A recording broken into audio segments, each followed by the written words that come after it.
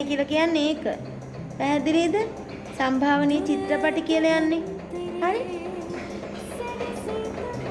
සම්භාවනීය වූ ධර්මයන් සරණ යව. එතකොට මේ බුද්ධ ධර්මය කියලා කියන්නේ මොකක්ද?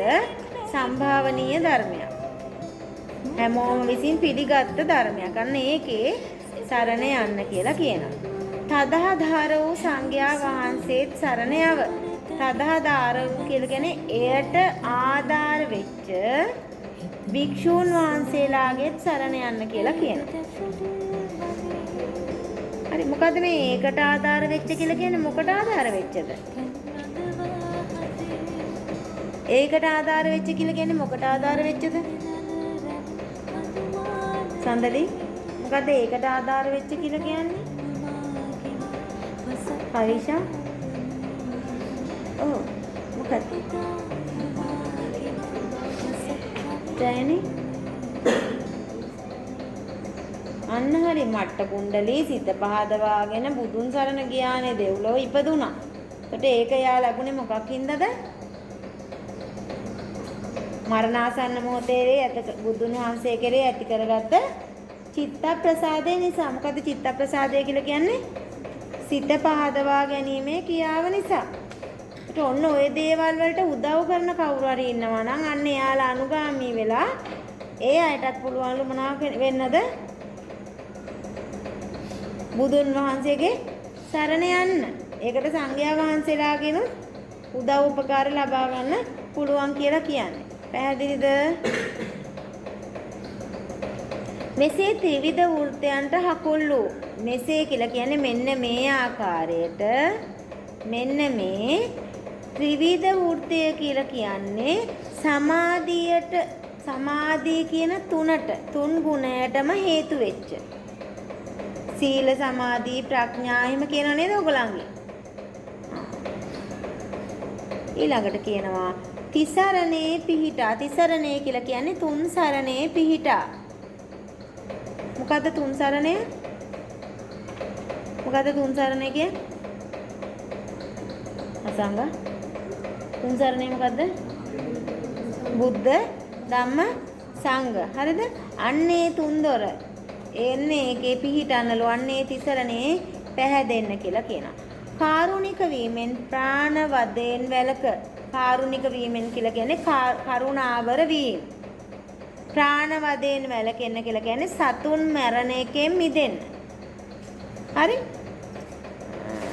අදත්තා දානයත් කාම මිත්‍යාචාරයත්. අදත්තා දානය කියලා කියන්නේ දානය කියලා කියන්නේ අනුසතු දේවල් ගන්න එපා කියලා. අදත්ත්‍ය කියලා කියන්නේ අනුසතු දේවල්. ඒතර කාමයේ වර්ධවා හැසිරෙන්න එපා කියලා කියන්නේ ඔයගොල්ලෝ දන්නවනේ කාමයේ කියන එක අන්න ඒකේ හැසිරෙන්න එපා කියලා කියනවා. හරිද? මුෂාවාදයත් සුරාපානයත් විෂගෝර සර්පයන් මෙන් සිත. මුෂාවාදය කියලා කියන්නේ බොරුව. එතකොට බොරුව කියන එක අත්හරින්න.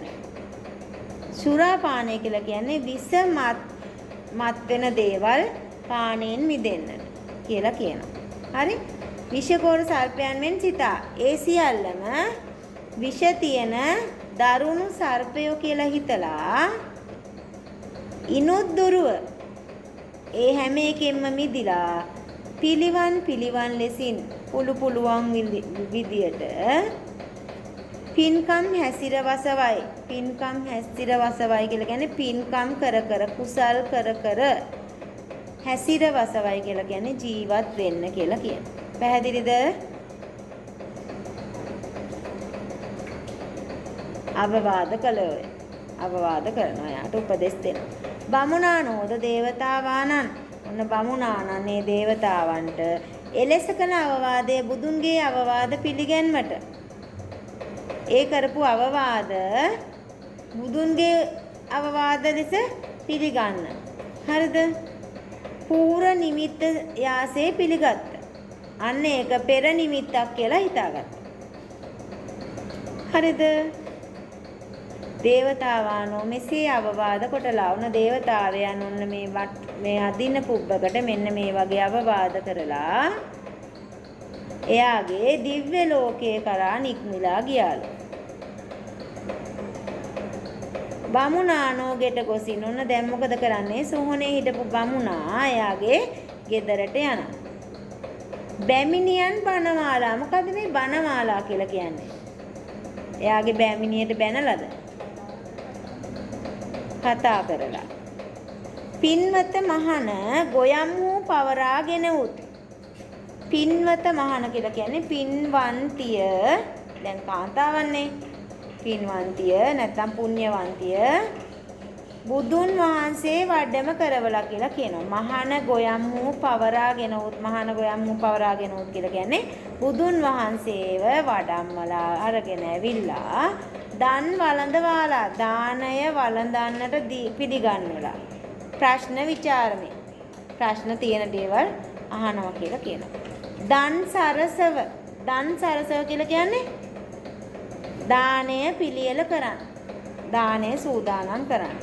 කියලා සම්මත කොටලා. සම්මත කොටලා කියලා කියන්නේ මොකක්ද? සම්මත කරන. දැන් ඕගොල්ලන්ට මොන හරි දෙයක් කරාම අපි කියන සභා සම්මත කරන්න. ස්ථීර කරන්න කියලා. මේක ස්ථීරයෙන්ම වෙනවා කියලා කියන්නේ ස්ථීර කරන්න කියන එකනේ සභා සම්මත කරන්න කියලා කියන්නේ. ඒතර මේක ස්ථීර වශයෙන් පවසනවා වෙනවා කියන එක. වෙහෙරට ගොසින්. වෙහෙරට ගොසින් කියලා කියන්නේ විහාරයට ගිහිලා නැත්නම් පන්සලට ගිහිලා බුදුන් නොවැද. බුදුන් නොවැද කියලා කියන්නේ බුදුන් නොවැද කියලා කියන්නේ මොකද්ද? බුදුන් නොවැද කියන්නේ පන්සල් යන්නේ නැද්ද කට්ටිය? මොකද්ද බුදුන් නොවැද කියලා කියන්නේ? හිතේ තියෙනවා කියන්න ඕන. හරි නම් හරි කියනවා. මම වැරදි නම් වැරදි කියනවා. ඉෂාන් මොකද්ද පුතේ බුදුන් නොවැද කියන්නේ? බුදුන් වඳින්නේ නැතුව. බුදුන් වඳින්නේ නැතුව සාද සාමිච්චි.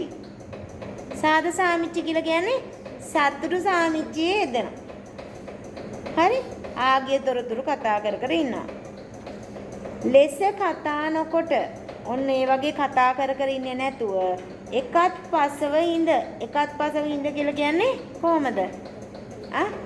පැත්තකට වෙලා නැත්තම් පසෙකට වෙලා ඉඳලා භවත් ගෞතමේනි. භවත් කියලා කියන්නේ මෙතන ගෞතම කියන එක. හොඳයි. භවත් කියලා කියන්නේ ගෞතම ගෞතමයන් කියලා කියන්නේ කාටද? බුදුන් වහන්සේට. හරිද? භික්ෂු සංඝයා හා සමග මේ හාමුදුරුවන් වහන්සේලා කැටුවගෙන පෙරටු කරගෙන අද අපගේ ආරාධනා නිසා අපගේ අද මේ තියෙන ආරාධනාව හින්දා අපි කරපු ආරාධනාව හින්දා අපගේ ගෙයිදී වැළඳුව වෙනවයි කිව්ව. අනේ මේ ආරාධනය පිළිගෙන මෙන්න මේ අපේ ගෙදරට ඇවිල්ලා මොනවාද කරන්න කියලා කියන්නේ? දානය වළඳන්න කියලා කියනවා. පැහැදිලිද? එතනට වෙනකම් පැහැදිලිද නැද්ද? දැන් මොකද්ද සිදුවීම? එකින් එක විස්තර කරන්න මට.